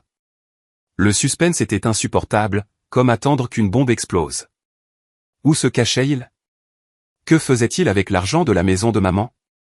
Après des semaines à retracer les transactions financières, les caméras de circulation et les témoignages, la police a finalement réduit leur emplacement. Daniel me tenait au courant. Ils ont suivi l'argent de la vente de la maison jusqu'à un nouveau compte ouvert sous de faux noms dans un état voisin. Les caméras d'autoroute ont filmé leur voiture au péage. Un employé de motel a signalé un jeune couple qui se disputait toujours, disant qu'ils étaient en fuite. J'imaginais la salle de guerre de la police. Cartes, photos, équipes se coordonnant. C'était comme un film policier, mais c'était la vie réelle et la victime était ma mère. Finalement, après 3 semaines angoissantes, Daniel a appelé à minuit. Paul, ils ont été attrapés. L'arrestation a eu lieu à l'aube. Ils étaient dans un motel délabré, déjà en train de faire leurs valises pour fuir vers un autre état. Les rapports de police ont révélé plus tard les détails. Le SWAT a fait irruption à 4 heures du matin alors qu'ils dormaient encore. Valise prête près de la porte. Carla a crié. Colin a essayé de s'enfuir mais a été plaqué au sol et menotté. Vous êtes en état d'arrestation pour fraude et vol de biens, a crié l'officier. Les photos d'identité judiciaire se sont répandues dans les nouvelles. Colin, mal rasé et les yeux hagards. Carla, débraillée, plus du tout glamour. Le jour où j'ai appris leur arrestation, je n'ai ressenti aucun soulagement, seulement un vide froid et creux. Je me suis assis à côté de maman. Daniel a appelé pour confirmer. Ils sont en garde à vue, Paul. L'affaire est entièrement rouverte. Maman a pleuré. Mon fils, pourquoi en est-on arrivé là? Je l'ai tenu dans mes bras, mais mon cœur était insensible. Pas de joie, pas de triomphe, juste le vide. Colin était mon frère. Maintenant, il était prisonnier. La trahison faisait trop mal, comme une blessure qui ne guérirait jamais. Je me suis souvenu du jour de la mort de papa. Nous nous sommes serrés l'un contre l'autre, pleurant, tandis que maman chuchotait, prenez soin l'un de l'autre. C'était parti pour toujours. La justice était venue, mais la famille était brisée au-delà de toute réparation. L'enquête a été rouverte dans son intégralité. Chaque crime maltraité Mathilda, l'a forcé à prendre des sédatifs, falsifier des documents, vider le compte d'épargne, vendre la maison et s'enfuir a été ajouté aux accusations. La police a fouillé le motel et a trouvé des papiers falsifiés et plus de 200 000 $ en espèces provenant de la vente de la maison, cachés dans leurs bagages. Les interrogatoires, combinés aux anciennes preuves images de sécurité de maman enfermée dehors, la conversation enregistrée sur le vol de la maison, les relevés bancaires, les témoignages des voisins, les dossiers de médicaments de la clinique louche n'ont laissé aucune place au déni. Daniel a aidé. Ta mère a donné une déclaration détaillée, Paul. Ils ne peuvent pas s'en sortir. L'enquête a duré 2 mois. Le dossier était énorme. L'acte d'accusation était clair, fraude organisée, maltraitance de personnes âgées, administration illégale de médicaments, fuite d'actifs. J'ai suivi chaque étape, les nerfs à vif, attendant le procès, le moment où la vérité serait enfin dévoilée. Le procès a eu lieu quelques mois plus tard. Maman et moi y avons assisté en tant que victimes, faisant face à Colin et Carla pour la première fois depuis leur arrestation. La salle d'audience était bondée, reporters, spectateurs, l'air épais de l'odeur de vieux bois et de papier. J'ai aidé maman à s'asseoir sur le banc des victimes. Elle était assise, tremblante, les yeux fixés sur le sol. Colin et Carla ont été amenés, portant des uniformes de prison et des menottes. Colin, la tête baissée, décharné, mal rasé. Carla, les cheveux en une queue de cheval en désordre, le visage creusé, sans maquillage. Je les ai regardés droit dans les yeux. Mon cœur me faisait mal. Mon frère ressemblait maintenant à un étranger, un ennemi. Le procès a commencé. Le procureur a lu les chefs d'accusation. Les accusés Colin Rowe et Carla Rowe sont accusés de fraude organisée, vol de biens, falsification de documents, maltraitance de personnes âgées, administration illégale de sédatifs et fuite avec des actifs volés suite à la vente illégale de la maison de la victime. Colin a gardé la tête baissée tout le temps, à peine capable de parler, murmurant seulement « j'ai eu tort » lorsqu'on l'interrogeait. Carla a essayé de rejeter la faute. Je n'étais pas le cerveau. J'ai juste suivi mon mari. Ces pilules étaient des compléments. Mais chaque pièce à conviction a écrasé ses mensonges. Les relevés bancaires montrant 60 000 $ vidés. La conversation enregistrée sur le transfert de la maison. Les témoignages des voisins sur la maltraitance. La vidéo de maman enfermée dehors sous la pluie. Les ordonnances de médicaments falsifiés. Leur avocat a plaidé, mes clients sont pleins de remords et demandent la clémence. Le procureur a répliqué, plein de remords? Après avoir vendu la maison et fui l'État? Des témoins ont pris la parole. Madame Smith a raconté les cris. Monsieur Ramirez a montré la vidéo. Maman a pleuré en décrivant comment on l'avait forcée à prendre les médicaments. Les preuves se sont accumulées comme une montagne. Le juge a prononcé la sentence. Colin Rowe, 18 ans d'emprisonnement pour fraude organisée, falsification, maltraitance de personnes âgées et fuite d'actifs.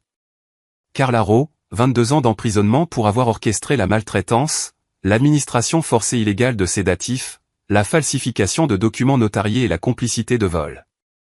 Le marteau est tombé. La voix du juge a résonné. Les accusés ont exploité la confiance familiale et ont systématiquement tourmenté la victime à des fins financières. Peine telle que prononcée. Le tribunal a annulé la vente de la maison en raison de la falsification, a ordonné la restitution intégrale de l'épargne volée et le produit de la vente illégale a restitué à Mathilda, et a saisi tous les actifs connexes, l'argent du motel, les comptes bancaires, même leur voiture pour faire appliquer le remboursement. À la fin du procès, j'ai aidé tranquillement maman à sortir de la salle d'audience. Pour la première fois depuis des années, elle marchait lentement mais avec une légèreté, comme si un énorme fardeau avait enfin été enlevé de sa vie. Elle s'est appuyée sur moi et a chuchoté, « C'est fini, fils. Je suis si fatigué. » Je l'ai tenue près de moi, les larmes coulant. « Oui, maman. Rentrons à la maison nous reposer. » Quelques mois après le procès, j'ai visité la prison à la demande de Colin. Une lettre était arrivée, d'une écriture tremblante. « Paul, je veux te voir une dernière fois. » J'ai hésité, mais maman a dit, « Vas-y, fils. Écoute ce qu'il a à dire. » La prison était loin, de hauts murs, du fil barbelé, un air froid. Je me suis assis dans la salle des visites, le cœur en émoi. Pourquoi se rencontrer? Que restait-il à dire? Derrière la vitre se trouvait l'homme qui était autrefois mon petit frère. Maigre, usé, dans un uniforme gris, les cheveux coupés courts, les yeux cernés de fatigue. Il a pris le téléphone, la tête baissée, et a admis chaque erreur. Il m'a supplié de prendre soin de maman pour le reste de sa vie. Paul, j'ai eu tort. La cupidité et les dettes m'ont englouti. Carla m'a poussé, mais c'était de ma faute. S'il te plaît, pardonne-moi même si je ne le mérite pas, prends soin de maman pour moi. Je regrette tout. Il a pleuré, essuyant ses larmes sur la vitre qui nous séparait. Je l'ai regardé longtemps. La haine avait disparu. La haine ne fait qu'épuiser, mais le pardon était impossible. Les blessures étaient trop profondes. J'ai parlé lentement, chaque mot lourd. Colin, as-tu la moindre idée de combien maman a souffert à cause de toi? Je serai là pour elle jusqu'à son dernier jour. Mais pas pour toi. Tu as perdu ce droit au moment où tu l'as trahi. Je me suis levé, je me suis retourné et je suis sorti de la prison. En moi, il n'y avait ni rage, ni chagrin bruyant, seulement une douleur profonde et silencieuse. J'ai compris une chose clairement. Certaines fissures dans une famille, peu importe comment la loi clôt l'affaire, ne peuvent jamais être réparées. Elles restent brisées pour toujours. 2 semaines après le procès, j'ai emmené maman loin de la vieille ville, un endroit désormais rempli de trop de souvenirs douloureux. Pour commencer une vie complètement nouvelle. Cette ville avec ses rues familières et l'ancienne maison, maintenant saisie et en attente de l'exécution du jugement, ressemblait à un fantôme qui ne cessait de nous hanter. Chaque coin était un rappel, le portail en fer avec ses caméras de surveillance, la cuisine où maman avait été frappée, le salon où ils avaient contrôlé chacun de ses regards. « Maman, il est temps de partir », ai-je dit fermement, en l'aidant à emballer les quelques affaires personnelles que nous avions encore de l'hôtel temporaire. Elle a hoché la tête, les yeux rouges. « Je ne veux plus rester ici. Il y a eu trop de souffrance. » Nous sommes montés dans la voiture et avons roulé vers le sud, loin de la ville industrielle bruyante, vers une ville côtière tranquille. J'avais vendu quelques affaires que je possédais encore au Japon et j'ai combiné cela avec l'argent récupéré grâce au jugement du tribunal, plus de 60 000 $ du compte d'épargne, plus la valeur totale de la maison vendue illégalement pour assurer notre avenir. Maman était assise à côté de moi, regardant par la fenêtre, tenant fermement ma main. « Paul, j'ai peur de recommencer à zéro. » J'ai caressé sa main. « C'est bon, maman. Je suis là maintenant. Nous aurons une nouvelle maison, une nouvelle vie. » À l'intérieur, j'étais nerveux aussi. Oublierait-elle un jour? L'oublierais-je? J'ai acheté une petite maison paisible près de l'océan. Rien de luxueux, mais rempli de la lumière du soleil et du calme dont maman avait été privée pendant tant d'années. Je l'ai trouvée en ligne. Un bungalow en bois blanc avec une large cour avant de sable blanc doux à quelques centaines de mètres de la plage. Seulement 2 chambres, une petite cuisine, mais de grandes fenêtres qui accueillaient la lumière du matin et le son apaisant constant des vagues, jour et nuit. Au début, Mathilda sursautait encore la nuit, tressaillait encore au son d'inconnus. Mais chaque jour qui passait, la panique dans ses yeux s'estompait lentement. La nuit, elle se réveillait parfois et appelait, « Paul, où es-tu » Je me précipitais et la prenais dans mes bras. « Je suis juste là, maman. Rendors-toi. » Elle pleurait. J'ai rêvé que Colin me frappait. Je lui frottais le dos, le cœur serré. « C'est fini, maman. Maintenant, il n'y a que toi et moi. Progressivement, le son de l'océan est devenu le propre sédatif de la nature. Elle dormait plus profondément, se réveillait moins souvent. Je l'ai emmenée à des séances de thérapie régulières et à de la rééducation physique. Petit à petit, l'aidant à retrouver un rythme de vie normal. La psychologue de la ville voisine, une gentille femme d'âge moyen, a écouté maman déverser les années de contrôle, de médication forcée et de trahison. « Vous êtes très forte, Madame Mathilda », a dit le médecin après la première séance. Maman a pleuré, mais s'est lentement ouverte. J'ai peur de mon propre fils, pourtant je l'aime encore. J'attendais dehors, anxieux. Guérirait-elle un jour? En même temps, je l'ai remise en mouvement. Des promenades matinales sur la plage, respirant l'air salin, mangeant des fruits de mer frais. Son corps frêle a commencé à se remplumer. La couleur est revenue sur sa peau. Ses mains ont cessé de trembler quand elle tenait un verre. Un après-midi, elle a dit en souriant. Un vrai sourire. Paul, je me sens plus forte maintenant. Je l'ai serré fort dans mes bras. C'est tout ce dont j'ai besoin, maman. Te voir comme ça fait que tout en valait la peine. Mathilda a recommencé à planter des fleurs sur le porche avant, à cuisiner des repas simples, et pour la première fois depuis des années, je l'ai vue rire sans crainte. Elle a acheté des graines de roses au marché local, s'est agenouillée dans la terre, les mains encore un peu instables, et les a plantées. Je ferai un jardin aussi beau que l'ancien. J'ai aidé à creuser, à arroser et à regarder les pousses vertes apparaître. La cuisine sentait la soupe de poisson qu'elle préparait à l'ancienne, simple mais chaleureuse. Mange, fils. Maman l'a cuisinée comme avant. Elle a souri, les rides autour de ses yeux s'adoucissant, n'étant plus tendus par l'angoisse. En la regardant, mon cœur s'est rempli. C'était la lumière après toute l'obscurité. J'ai décidé de retourner au travail que j'aimais, mais cette fois non pas comme une fuite. Je voulais construire un véritable avenir stable pour nous. Au Japon, je n'avais travaillé que pour envoyer de l'argent à la maison, fuyant la vraie responsabilité.